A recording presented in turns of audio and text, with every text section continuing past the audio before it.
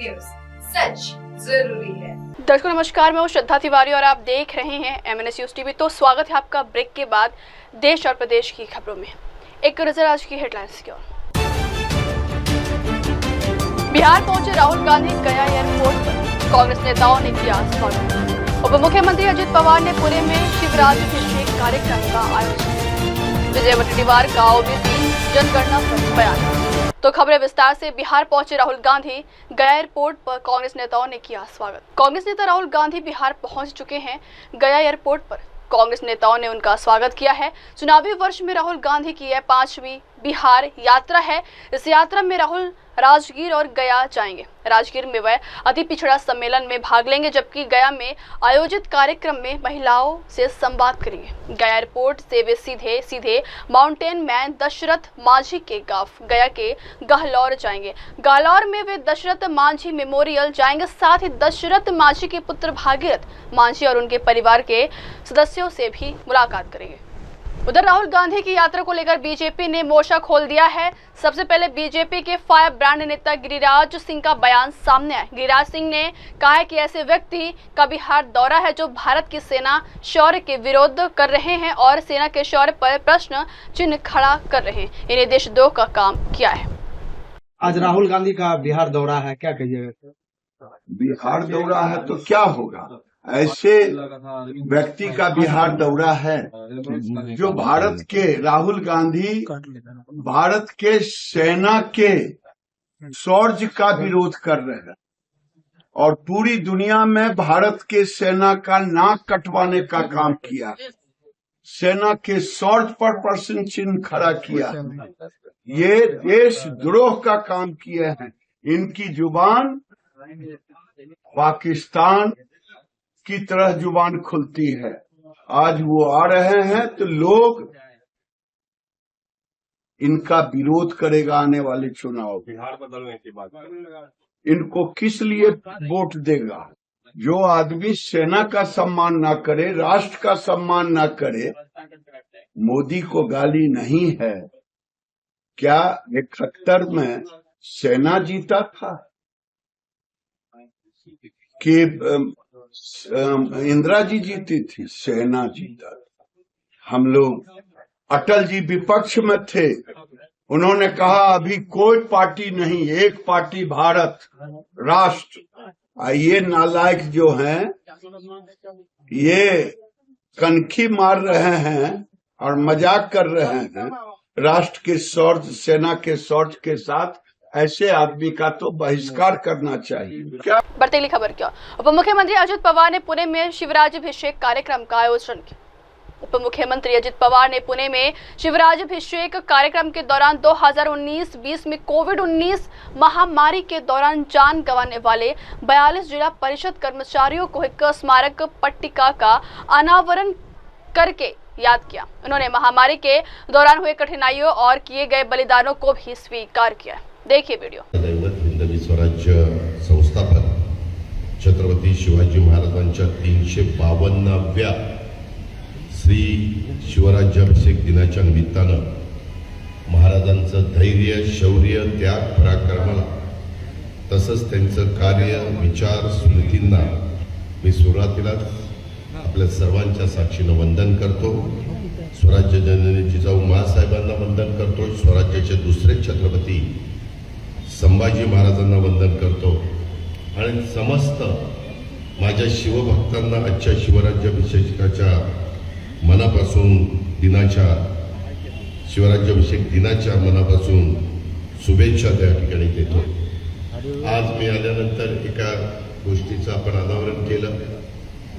काळाच्या नियतीच्या पुढे तुमचं मत काही कोणाचं चालत नाही, कधी कुठलं संकट कुणावर येईल येत नसतं। प्रत्येकाने आपली काळजी घ्यायची असते।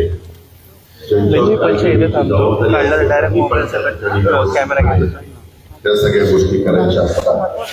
हे सगळं करत असताना मध्ये अचानक 2019-20च्या काळामध्ये जगावर, आपल्या देशावर, आपल्या राज्यावर, आपल्या जिल्ह्यावर, आपल्या परिसरावर करोनासारखं ते महाभयंकर अशा प्रकारचे संकट आला। पहिल्यांदाच तो आपण सगळ्यांनी पाहिला आणि त्याची जबरदस्त किंमत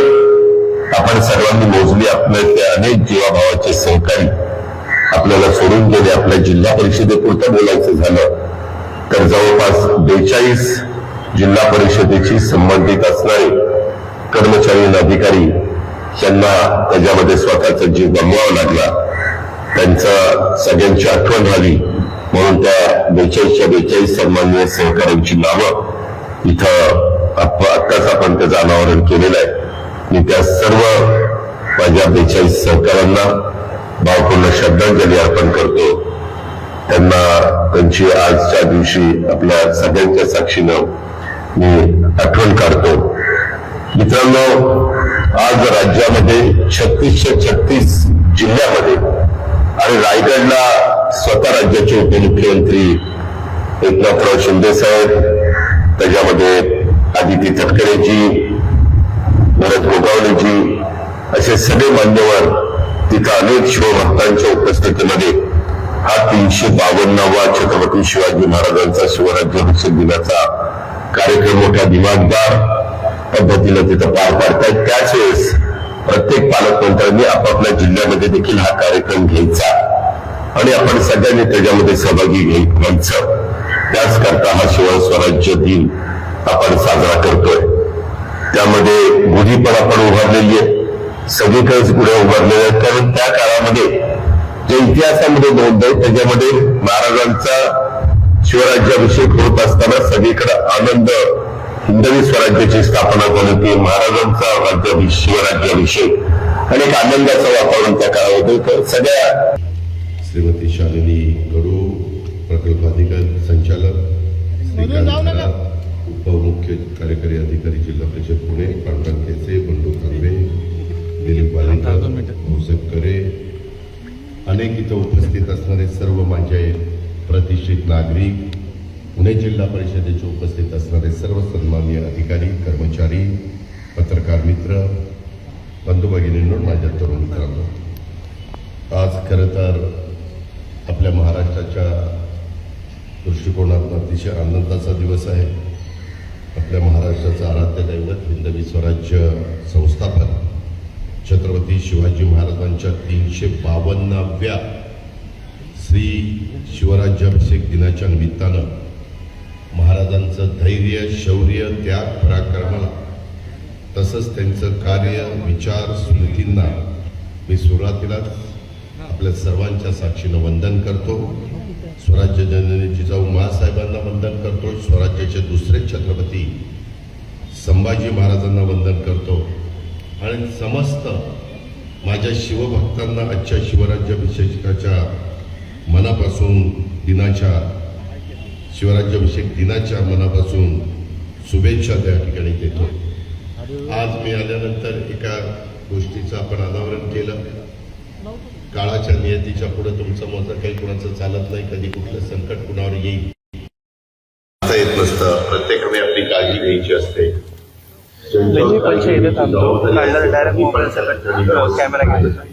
त्या सगळ्या गोष्टी करायच्या असतात.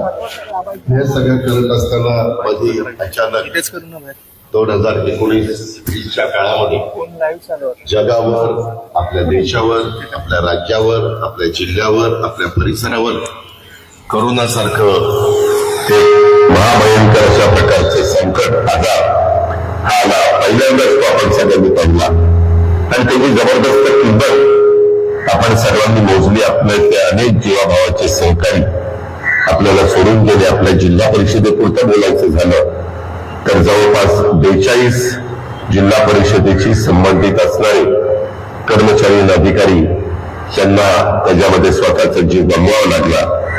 त्यांचा सगळ्यांची आठवण झाली म्हणून त्या 42 सन्माननीय सहकाऱ्यांची नावं इथं आत्ताच आपण त्याचं अनावरण केलेलं आहे. मी त्या सर्व माझ्या 42 सहकाऱ्यांना भावपूर्ण श्रद्धांजली अर्पण करतो. त्यांना त्यांची आजच्या दिवशी आपल्या सगळ्यांच्या साक्षीनं मी आठवण काढतो. मित्रांनो, आज राज्यामध्ये 36 जिल्ह्यामध्ये आणि रायगडला स्वतः राज्याचे उपमुख्यमंत्री एकनाथराव शिंदे साहेब, त्याच्यामध्ये आदिती तटकरेजी, भरत गोगावलेजी असे सगळे मान्यवर तिथं अनेक शिवभक्तांच्या उपस्थितीमध्ये हा 352वा छत्रपती शिवाजी महाराजांचा शिवराज्याभिषेक दिनाचा कार्यक्रम मोठ्या दिमागदार पद्धतीने तिथं पार पाडतायत। त्याच वेळेस प्रत्येक पालकमंत्र्यांनी आपापल्या जिल्ह्यामध्ये देखील हा कार्यक्रम घ्यायचा आणि आपण सगळ्यांनी त्याच्यामध्ये सहभागी व्हायचं। त्याच करता हा शिवस्वराज्य दिन आपण साजरा करतोय।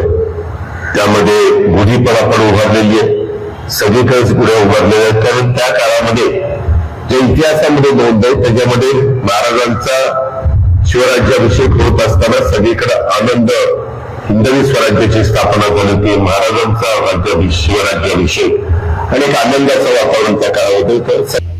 श्रीमती शालिनी गडू, प्रकल्प अधिकारी संचालक, श्रीकांत उपमुख्य कार्यकारी अधिकारी जिल्हा परिषद पुणे, पांडुरंग केसे, बंडू तांबे, दिलीप वालेकर, भाऊसाहेब करे, अनेक इथं उपस्थित असणारे सर्व माझे प्रतिष्ठित नागरिक, पुणे जिल्हा परिषदेचे उपस्थित असणारे सर्व सन्माननीय अधिकारी, कर्मचारी, पत्रकार मित्र, बंधू भगिनींनो, माझ्या तरुण मित्रांनो, आज खरं तर आपल्या महाराष्ट्राच्या दृष्टिकोनातून अतिशय आनंदाचा दिवस आहे। आपल्या महाराष्ट्राचं आराध्य दैवत, हिंदवी स्वराज्य संस्थापक छत्रपती शिवाजी महाराजांच्या 352व्या श्री शिवराज्याभिषेक दिनाच्या निमित्तानं महाराजांचं धैर्य, शौर्य, त्याग, पराक्रमाला तसंच त्यांचं कार्य, विचार, स्मृतींना मी सुरुवातीलाच आपल्या सर्वांच्या साक्षीनं वंदन करतो। स्वराज्य जननी जिजाऊ माँसाहेबांना वंदन करतो, स्वराज्याचे दुसरे छत्रपती संभाजी महाराजांना वंदन करतो आणि समस्त माझ्या शिवभक्तांना आजच्या शिवराज्याभिषेकाच्या मनापासून शिवराज्याभिषेक दिनाच्या मनापासून शुभेच्छा त्या ठिकाणी देतो। आज मी आल्यानंतर एका गोष्टीचं आपण अनावरण केलं। काळाच्या नियतीच्या पुढे तुमचं मत काही कुणाचं चालत नाही, कधी कुठलं संकट कुणावर येईल येत नसतं, प्रत्येकाने आपली काळजी घ्यायची असते।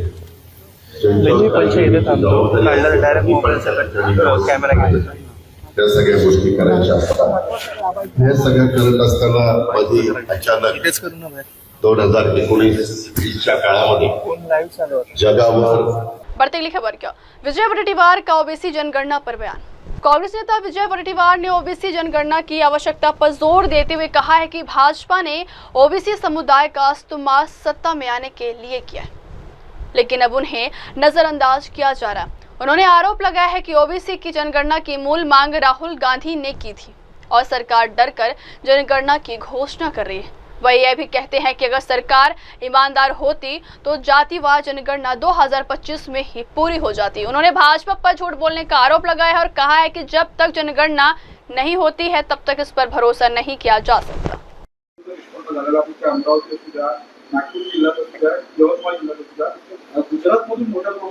मला गुजरातमधून ड्रग्ज येतात, गुजरातमधून बोगस बियाणे येतात, हे सर्व गुजरातमधूनच काय येतात याचा प्रश्न महाराष्ट्रातील लोकांना पडलाय।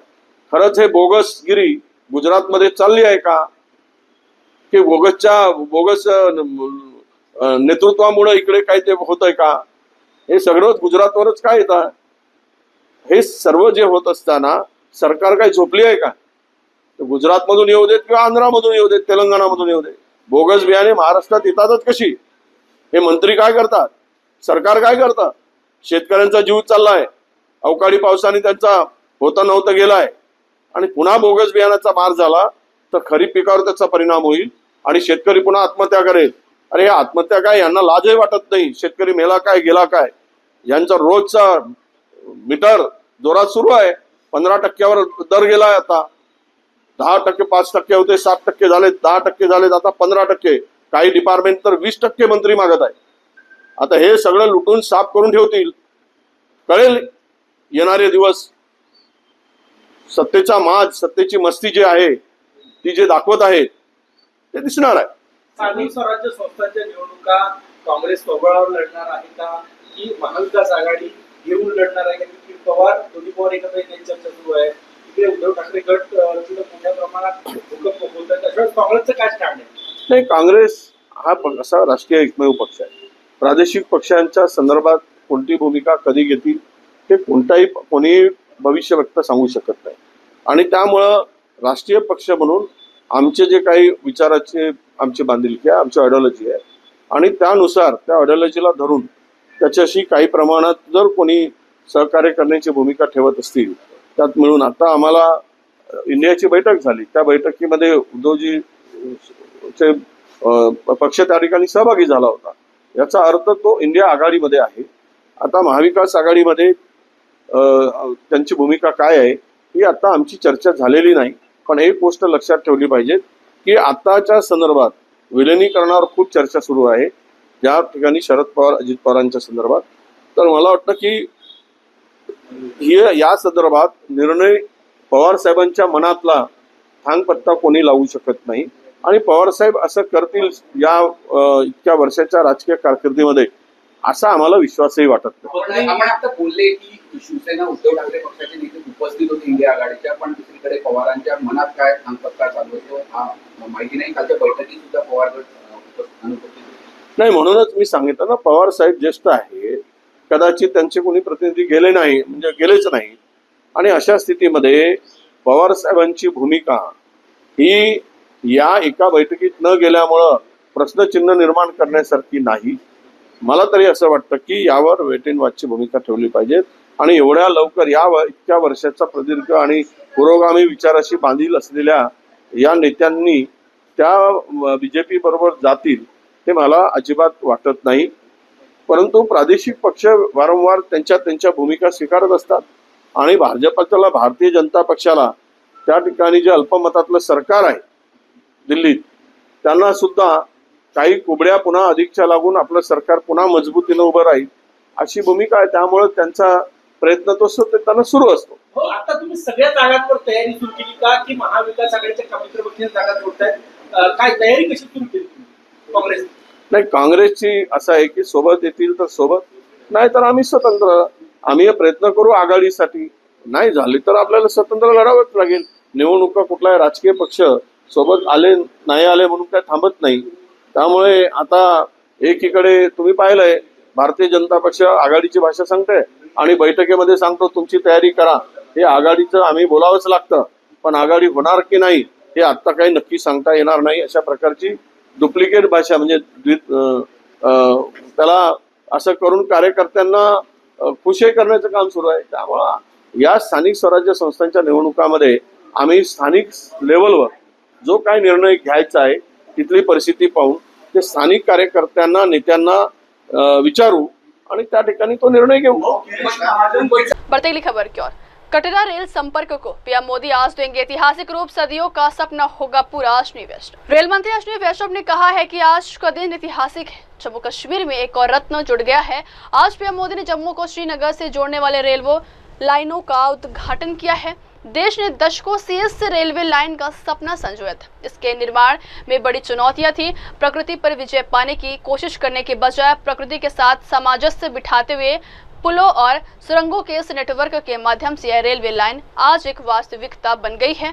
यह हमारे प्रधानमंत्री के दृढ़ संकल्प, कड़ी मेहनत और लेजर शार्प फोकस के कारण संभव है। उन्होंने कहा है कि वंदे भारत ट्रेनों का उद्घाटन इस क्षेत्र में रेल यात्रा को और अधिक सुगम और तीव्र बनाएगा। ये ट्रेनें न केवल समय की बचत करेंगी बल्कि यात्रियों को एक मनोरम यात्रा अनुभव भी प्रदान करेंगे। जम्मू और कश्मीर के विकास को नई रफ्तार देने वाले यशस्वी प्रधानमंत्री श्री नरेंद्र मोदी जी, आदरणीय उपराज्यपाल श्री मनोज सिन्हा जी, आदरणीय मुख्यमंत्री श्री उमर अब्दुल्ला जी, आदरणीय केंद्रीय मंत्री श्री जितेंद्र सिंह जी, श्री सोमन्ना जी, श्रीनगर में उपस्थित श्री रवनीत सिंह बिट्टू जी, उप मुख्यमंत्री जी और वर्चुअली जुड़े सभी माननीय मंत्री महोदय, सांसदगण, विधायकगण, रेलवे के अधिकारी, मीडिया के साथियों, कटरा की इस पावन भूमि पर आप सबको मेरा हार्दिक स्वागत है, मेरा नमस्कार है। आज का दिन ऐतिहासिक दिन है साथियों। मां भारती के मुकुट जम्मू कश्मीर में आज एक और रत्न जुड़ा है। आज जम्मू से श्रीनगर को जोड़ने वाली रेलवे लाइन का उद्घाटन माननीय प्रधानमंत्री श्री नरेंद्र मोदी जी ने किया है। जम्मू श्रीनगर बारामूला रेलवे लाइन का सपना दशकों से देश ने संजोया था। बड़ी कठिनाइयां आई, ऊंचे ऊंचे पहाड़, गहरी गहरी घाटियां, लेकिन प्रकृति को जीतना नहीं, प्रकृति के साथ सामंजस्य बिठाकर ब्रिज और टनल के इस नेटवर्क से आज ये रेलवे लाइन हकीकत में बदल गई है। और ये संभव हो पाया है साथियों हमारे प्रधानमंत्री जी के फौलादी इरादों से, कठिन परिश्रम से और लेजर शार्प फोकस से।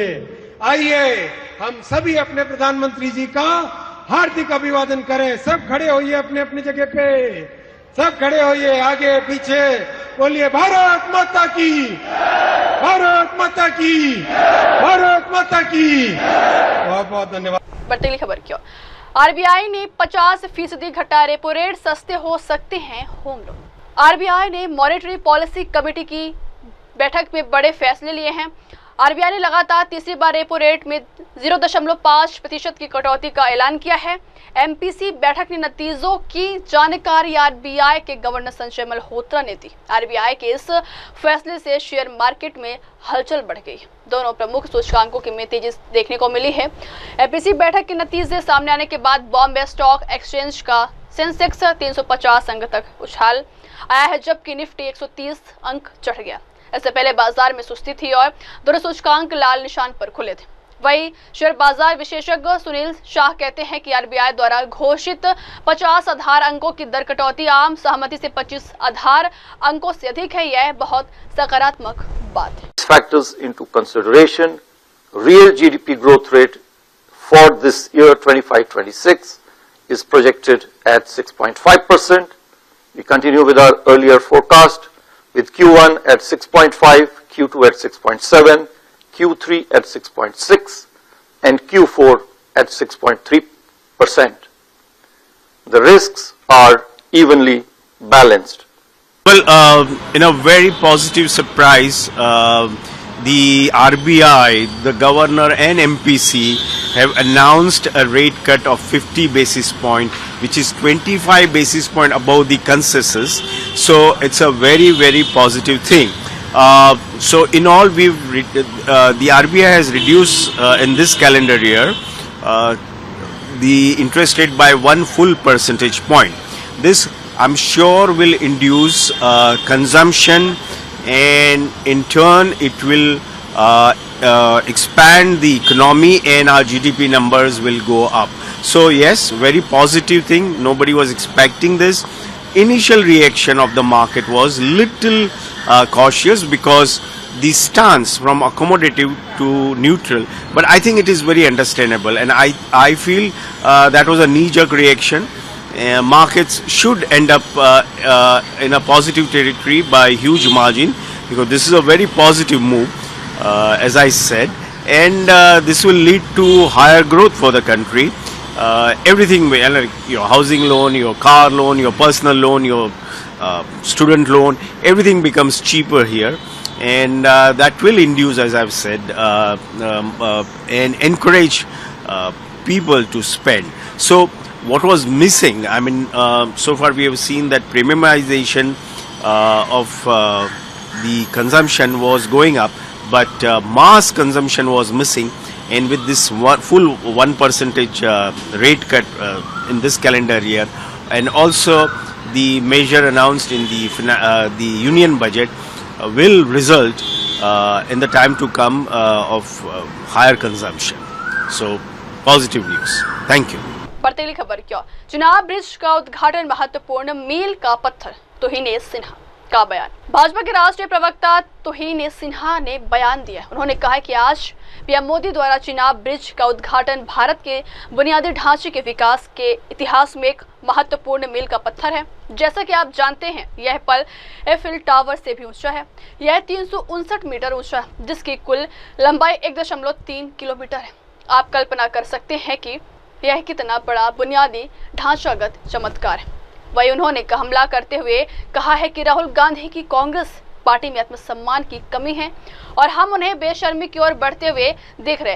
कांग्रेस के सभी वरिष्ठ जिम्मेदार नेता, चाहे शशि थरूर हो, सलमान खुर्शीद हो या मनीष तिवारी, सभी ने राहुल गांधी और पवन खेड़ा के बयानों का सार्वजनिक रूप से खंडन किया है। देखिए, राहुल गांधी की कांग्रेस पार्टी में आत्मसम्मान का अभाव है और हम उन्हें निर्लजता की ओर बढ़ता देख रहे हैं। जो भी कांग्रेस के वरिष्ठ सीनियर जिम्मेदार नेता है, भले वो शशि थरूर हो, भले वो सलमान खुर्शीद हो, भले वो मनीष तिवारी हो, इन सब ने राहुल गांधी और पवन खेड़ा की बातों का खंडन किया है। मनीष तिवारी ने ये कहा है कि हमें we need to grow out of this noise and think in national interest. इसका अर्थ ये है कि पवन खेड़ा जैसे लोग जो है वो नेशनल इंटरेस्ट में सोच पाने में अक्षम है। शशि थरूर से जब विदेश में पूछा गया, अमेरिका में पूछा गया कि क्या आप राहुल गांधी की बात से सहमत हैं, क्या ट्रंप ने वाकई मीडिएशन का काम किया है, शशि थरूर हंस पड़े। और सलमान खुर्शीद ने 3 दिन पहले एक ऐसा ट्वीट किया था जिसमें कहा कि is it so difficult to think and act in national interest, जिसका अर्थ एक बार फिर ये है कि राहुल गांधी की पार्टी जो है नेशनल इंटरेस्ट में काम नहीं कर पा रही है और काम करने की क्षमता भी नहीं रखती है। तो जिस प्रकार से जो सीनियर नेता है, जो बुजुर्ग नेता है कांग्रेस पार्टी के, वो बार बार राहुल गांधी को आईना दिखा रहे हैं, राहुल गांधी को मंथन करनी चाहिए क्यों वो इस देश विरोधी राजनीति की दिशा में आगे बढ़ रहे हैं। क्या मजबूरी है उनकी कि हर बार जो है पाकिस्तान की सहायता करके पाकिस्तान का बल मजबूत करने की कोशिश कर रहे हैं, और जब पाकिस्तान स्वयं ये कह रहा है कि उनके 8 और जगहों पर भारत की सेना ने हमला किया है, उस दिन जब राहुल गांधी आकर फालतू बातें करते हैं और पाकिस्तान का मनोबल बढ़ाते हैं, तो मेरे ख्याल से ये देश हित के विरुद्ध है और ये देशद्रोह माना जाए। आज प्रधानमंत्री श्री नरेंद्र मोदी जी द्वारा चिनाब ब्रिज का अनावरण भारत की इंफ्रास्ट्रक्चर डेवलपमेंट के इतिहास में एक बहुत बड़ा कीर्तिमान है। जैसा कि आपको पता है, ये ब्रिज आईफिल टावर से भी ज्यादा ऊंची है। 359 मीटर्स इसकी ऊंचाई है। इसकी कुल लंबाई जो है 1.3 किलोमीटर है। तो आप समझ सकते हैं ये कितना बड़ा जो है इंफ्रास्ट्रक्चर मार्वल है, और कम समय में तीव्र गति से जिस प्रकार से मोदी सरकार ने इसको तैयार किया है, ये मोदी सरकार की राजनीतिक इच्छा शक्ति को प्रतिबिंबित करती है। जैसा कि आपको पता है, इस ब्रिज का निर्माण, इस पर काम जो है 2002 में वाजपेयी सरकार के देखरेख में शुरू हुआ, लेकिन 2004 से लेकर 2014 तक, जैसा कि अनेक यूपीए के दौरान अनेक इंफ्रास्ट्रक्चर प्रोजेक्ट के साथ हुआ था, इसने पूरी तरह से गति खो दी थी। और 2014 में जब मोदी जी की सरकार आई तो एक बार फिर पुरजोर तरीके से हमने इस पर काम आरंभ किया। यही नहीं, जम्मू कश्मीर में मोदी सरकार ने चिनानी नाशरी टनल को भी तीव्र गति से 2017 में संपन्न किया था, और आज चिनानी नाशरी टनल ने जम्मू और कश्मीर के बीच की दूरी को काफी हद तक कम किया है। जोजिला टनल पर इस वक्त काम चल रहा है, और जोजिला टनल जो है कश्मीर और लद्दाख के बीच ऑल वेदर कनेक्टिविटी प्रोवाइड करेगी, वो भी इस साल के अंत से पहले इनॉग्रेट हो जाएगी। आपको समझना होगा कि मोदी जी की सरकार में मोदी जी का एक विजन है कि विकसित भारत के लक्ष्यों की प्राप्ति में अब हमारे जो पिछड़े डिस्ट्रिक्ट्स हैं उनको एक अहम रोल प्ले करना होगा। और इस दृष्टि से देश भर में बहुत सारे इंफ्रास्ट्रक्चर प्रोजेक्ट्स हैं जिनको तीव्र गति से पूरा किया जा रहा है, और जो इस वक्त जो है निर्माण की क्रिया में है। वाधवन पोर्ट जो दक्षिणी गुजरात और उत्तरी महाराष्ट्र, जो उत्तरी महाराष्ट्र में है, लेकिन दक्षिणी गुजरात और उत्तरी महाराष्ट्र दोनों में जो है ये रोजगार के लगभग 1 लाख नए रोजगार के अवसर जनरेट करेगा जब 2 साल बाद ये कंप्लीट होगा। गढ़चिरौली में जो अब तक एक नक्सल हॉटबेड की तरह जाना जाता था, 10,000 करोड़ की लागत से एक भव्य स्टील प्लांट का निर्माण हो रहा है। जो गढ़चिरौली अब तक नक्सली हमले के लिए जाना जाता था, अब वो स्टील के उत्पाद के लिए जाना जाएगा। तो मोदी जी का ये विजन है कि अब जब अगले 22 वर्षों में 2047 तक हमारे देश को लगभग $30 ट्रिलियन इकोनॉमी बनना है, तो यहाँ से जो जीडीपी के इजाफे का दारोमदार होगा वो बहुत हद तक टियर 3 सिटीज और अब ग्रामीण इलाकों पर होने वाला है। और इस दृष्टि से जो इंफ्रास्ट्रक्चर निर्माण है, जो देश के कोने कोने तक कनेक्टिविटी बढ़ाने का काम कर रहे हैं, वो बहुत अहम हो जाते हैं। बढ़ती खबर क्या, बकरीद से पहले बीजेपी विधायक नंदकिशोर गुर्जर का बड़ा बयान। कल बकरीद है और मुस्लिम समाज पर्व की तैयारी में जुटा है। इस बीच यूपी के गाजियाबाद जिले से भाजपा के लोनी विधायक नंदकिशोर गुर्जर ने बकरीद से पहले बड़ा बयान दिया। उन्होंने कहा है कि मोहम्मद साहब तो बकरा खाते ही नहीं थे, वह तो शुद्ध शाकाहारी थे। वह खाने में लौकी और तुरई की सब्जी खाना पसंद करते थे। इस बयान के बाद से मुस्लिम समाज के रिएक्शंस आने शुरू हो गए हैं। भाजपा विधायक नंदकिशोर ने बकरीद को लेकर कहा है कि पर्व पर पशुओं की बलि नहीं दी जानी चाहिए। उन्होंने कहा है कि पशुओं को काटने वालों के खिलाफ कार्रवाई की जानी चाहिए। उन्होंने कहा है कि पशुओं की कुर्बानी से क्षेत्र में माहौल बिगड़ने के आसार रहते हैं। शनिवार को बकरीद की इंचार्ज खन्ना नगर की लापरवाही से वो जो गाय लेके जा रहे थे वो लोग वहां से फरार हुए। उनको और जहां से गाय ली गई है राशिद अली गेट से पूरे के पूरे लोगों को, पूरे गैंग को पकड़ा जाए। पूर्व में भी कई साल पहले इस तरह से ईद पे लोग बवाल कराने की साजिश रच चुके हैं। तो कोई भी घटना ना हो, ये जिम्मेवारी प्रशासन की है। लौनी के बहनों और भाइयों से मैं कहना चाहता हूं कि मिलजुल करके सब ईद मनाए। लौनी ऑर्डिनेंस लगता है, उसके बाहर कहीं प्रशासन व्यवस्था करे। कोई ये बकरा ईद के नाम पे मोहम्मद साहब ने बेटे की जो कुर्बानी जो हजरत इब्राहिम साहब ने दी थी और उसके बाद वहां बच्चा बच गया था, तो हम लोग बेटे की किसी भी कुर्बानी को या बलि को नहीं दे सकते। तो जो सुधार हुए उनको सुधार करना चाहिए, केक का बकरा बना करके काटना चाहिए। वैसे भी मोहम्मद साहब मांसाहारी नहीं थे, उनके खिलाफ थे। वो मोहम्मद साहब ज्यादा लौकी और तुरई खाते थे, क्योंकि ये साफ है जब उन्होंने अपनी बेगम आयशा को हदीस में साफ स्पष्ट लिखा है, जो पशुओं के रेवड़ की तरफ उन्होंने कहा है कि इनका दूध शिफा है, इनकी रक्षा करो। जब मोहम्मद साहब पशुओं में गाय भी थी, बकरी भी थी, भैंस भी थी, जब दूध को शिफा बताया है और मांस से बीमारियां फैलती हैं, इसका मतलब वो मांस नहीं खाते थे। तो वो शाकाहारी थे। लोगों ने केवल उन्होंने परीक्षा लेने के लिए, जिस तरह रावण ने अपना शीश चढ़ाया लेकिन उसका धर्म पक्का था, वो जिंदा हो गया, ऐसे ही बच्चा जिंदा हुआ था।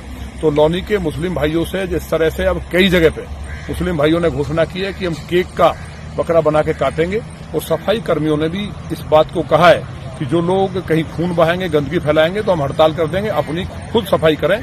तो ये कई गंभीर विषय हैं। मोरक्को के प्रधानमंत्री को मैं बधाई देना चाहता हूं कि पूरा देश मुस्लिम होने के बाद भी उन्होंने पूरी तरह से कुर्बानी को बंद कर दिया है, पशु हत्या को बंद कर दिया है और उसको गलत बताया है। तो इसी तरह से भारत के मुस्लिम भी प्रोग्रेसिव होने का नाते वो इको फ्रेंडली ईद मनाए। तो मुझे उम्मीद है कि जो रात की घटना है पुलिस कठोर कार्रवाई करेगी, कोई भी भैंसा नहीं कट पाए, क्योंकि ये बकरीद है, भैंसा ईद नहीं है। तो ये सब चीजें जो लोग बनाई जा रही हैं जीभ के स्वाद के लिए, उसके लिए पूरे जो वहाँ कंपन होंगे और जो वहाँ के जो परिणाम होते हैं वो विषय। बढ़ती खबर क्यों? सरकार की गैर जिम्मेदारी के कारण हुई त्रासदी, मुख्यमंत्री सिद्धारमैया डिप्टी सीएम शिव कुमार के खिलाफ शिकायत दर्ज। कर्नाटक के सीएम सिद्धारमैया ने गुरुवार को यहां चिन्नास्वामी स्टेडियम के सामने हुई भगदड़ मामले में पुलिस को जिम्मेदार ठहराया है। उन्होंने कड़ी कार्रवाई करते हुए बेंगलुरु के पुलिस आयुक्त और कई वरिष्ठ पुलिस अधिकारियों को निलंबित करने के आदेश दिए। इस भगदड़ में 11 लोगों की मौत हो चुकी है। इसके अलावा उन्होंने आरसीबी डीएनए इवेंट मैनेजर्स और कर्नाटक राज्य क्रिकेट संघ के प्रतिनिधियों की गिरफ्तारी का भी आदेश दिया है, जबकि मामले की जांच कर्नाटक हाई कोर्ट के रिटायर्ड जज माइकल कुन्हा की अध्यक्षता वाले एक सदस्यीय न्यायिक आयोग को सौंप दी गई। बता दें, यह भगदड़ बुधवार शाम को स्टेडियम के सामने हुई, जहां बड़ी संख्या में लोग आरसीबी टीम की आईपीएल जीत का जश्न मनाने के लिए उमड़े थे। सीएम सिद्धारमैया ने कहा है कि आज कैबिनेट की बैठक हुई और बुधवार की त्रासदी पर विस्तार से चर्चा की गई है। कैबिनेट ने आयोग से इस घटना की जांच की रिपोर्ट 30 दिनों में देने को कहा है।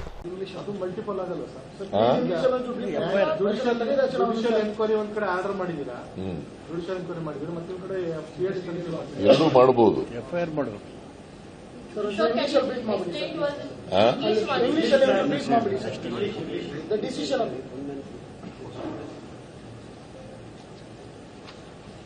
Today, the cabinet met and discussed the yesterday's tragedy in detail.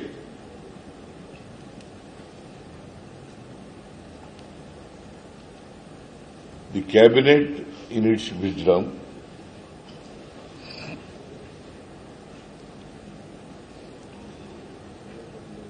taken a decision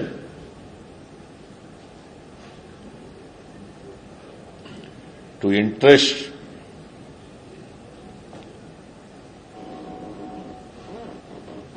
the tragedy yesterday happened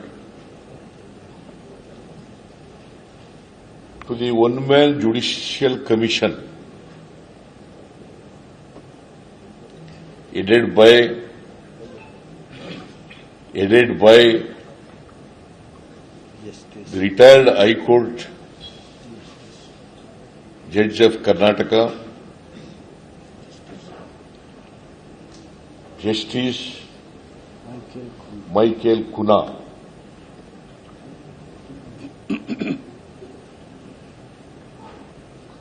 And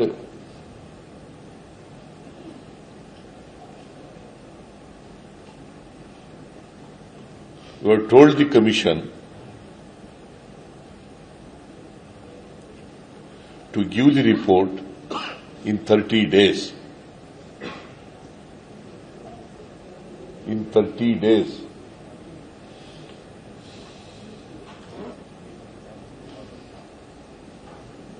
And I also instructed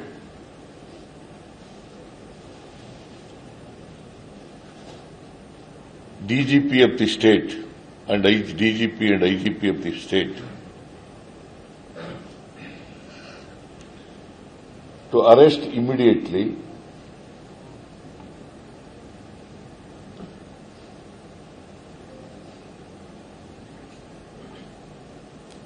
the RCB representative,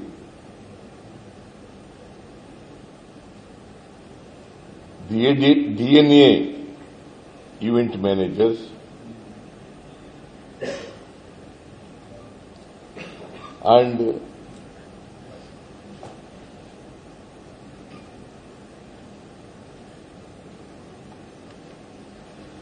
the person representing KSCA, Karnataka State Cricket Association,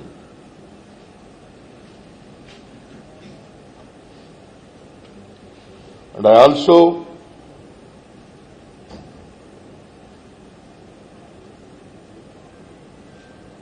the cabinet has taken a decision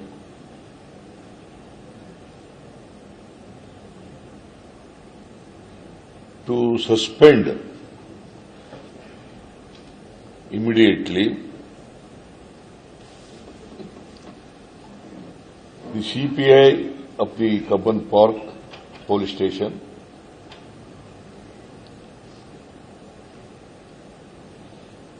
and ACP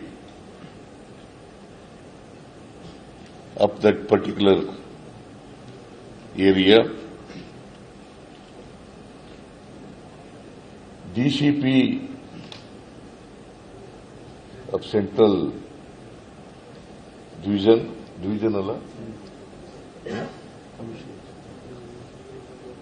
Deputy Commissioner of Police, Assistant Commissioner of Police and CPI, and Additional Commissioner of Police and Additional Commissioner of Police, and who is in charge of the stadium.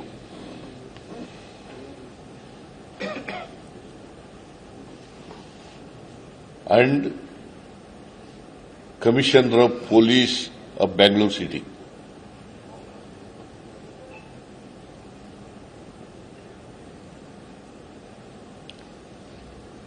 And I have entrusted the inquiry. The FIR is already filed yesterday.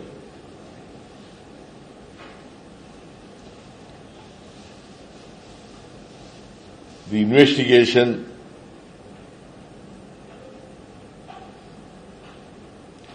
to CID.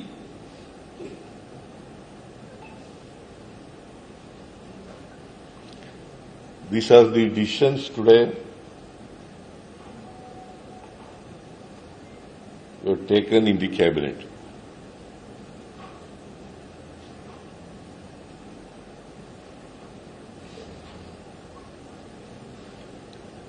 I hope ಅಲ್ಲ ನಿಮ್ಗೆ ಏನು questions ಏನಿಲ್ಲ ಅಲ್ಲ बढ़ती अगली खबर की ओर। जो काम अंग्रेज नहीं कर पाए उसे आपने पूरा किया। पीएम मोदी का उमर अब्दुल्ला ने जताया दिल से आभार। अपने जम्मू कश्मीर दौरे के दौरान पीएम मोदी ने आज कई परियोजनाओं का उद्घाटन और शिलान्यास किया है। इस दौरान जम्मू कश्मीर के सीएम उमर अब्दुल्ला ने पीएम मोदी का आभार व्यक्त किया है। उमर अब्दुल्ला ने कहा है कि इस रेल सेवा का सपना कई लोगों ने देखा था, जो काम अंग्रेज नहीं कर पाए उसे आपने पूरा किया है और कश्मीर घाटी अब देश के बाकी हिस्सों से जुड़ गई। इस अवसर पर अगर मैं पूर्व प्रधानमंत्री अटल बिहारी वाजपेयी का जिक्र ना करूं और उनका आभार ना जताऊं तो यह मेरी भूल होगी। उमर अब्दुल्ला ने कहा है कि जब इस परियोजना की नींव रखी गई थी तब मैं 8वीं में पढ़ता था। अब मैं 55 साल का हो गया हूं और आखिरकार इसका उद्घाटन हो गया है। यह तभी संभव हो पाया जब अटल बिहारी वाजपेयी ने इसे राष्ट्रीय महत्व की परियोजना का दर्जा दिया है और इसका बजट बढ़ाया है। वहीं जम्मू कश्मीर के उपराज्यपाल मनोज सिन्हा का भी बयान सामने आया। मुझे लगता है कि कश्मीर से कन्याकुमारी अब सिर्फ एक नारा नहीं है। अभी थोड़ी देर पहले कटरा श्रीनगर और श्रीनगर कटरा वंदे भारत ट्रेन को हरी झंडी दिखाकर आदरणीय प्रधानमंत्री जी ने उसे हकीकत में बदलने का काम किया है। देश के दो छोरों को मिलाकर के आपने सरदार वल्लभ भाई पटेल और डॉक्टर श्यामा प्रसाद मुखर्जी के सपनों को भी साकार किया है। माननीय प्रधानमंत्री जी, आपने परऊर से पट्टन, एर्नाकुलम से अनंतनाग, कटरा से कोल्लम और बारामूला से वर्कला को सिर्फ रेल लाइन से नहीं जोड़ा है, बल्कि इन शहरों में धड़क रहे लाखों भारतवासियों के हृदय को आपस में मिलाने का काम आज किया है। हमारे इंजीनियर्स के कौशल और पहाड़ों का सीना चीरने वाले हमारे कामगारों के पुरुषार्थ ने राष्ट्र के किरीट और देश के अन्य भागों को देश के अन्य भाग के बीच मौजूद फासले को आज समाप्त कर दिया है। मैं मानता हूं आपने दुनिया के सबसे ऊंचे चेनाब रेलवे ब्रिज और देश के पहले केबल लंजी रेलवे ब्रिज का आज लोकार्पण जो किया है वह सिर्फ सीमेंट और लोहा नहीं है, बल्कि वह जम्मू कश्मीर की तरक्की की नई आकांक्षाओं को जोड़ने का एक माध्यम है। आज 46,183 करोड़ की कुल परियोजनाओं का आप लोकार्पण और शिलान्यास कर रहे हैं। इस रेल के ख्वाब बहुत लोगों ने देखे, यहां तक कि कश्मीर को बाकी मुल्क के साथ जोड़ने का ख्वाब अंग्रेजों ने भी देखा था, लेकिन वो पूरा कर नहीं पाए।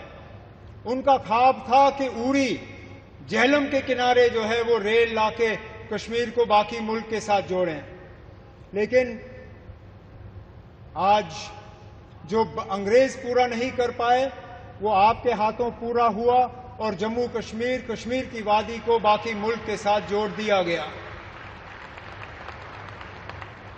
इस मौके पे मुझसे बहुत बड़ी भूल होगी अगर मैं पूर्व प्रधानमंत्री जनाब अटल बिहारी वाजपेयी साहब का इस मौके पे शुक्रिया ना करूं, क्योंकि ये प्रोजेक्ट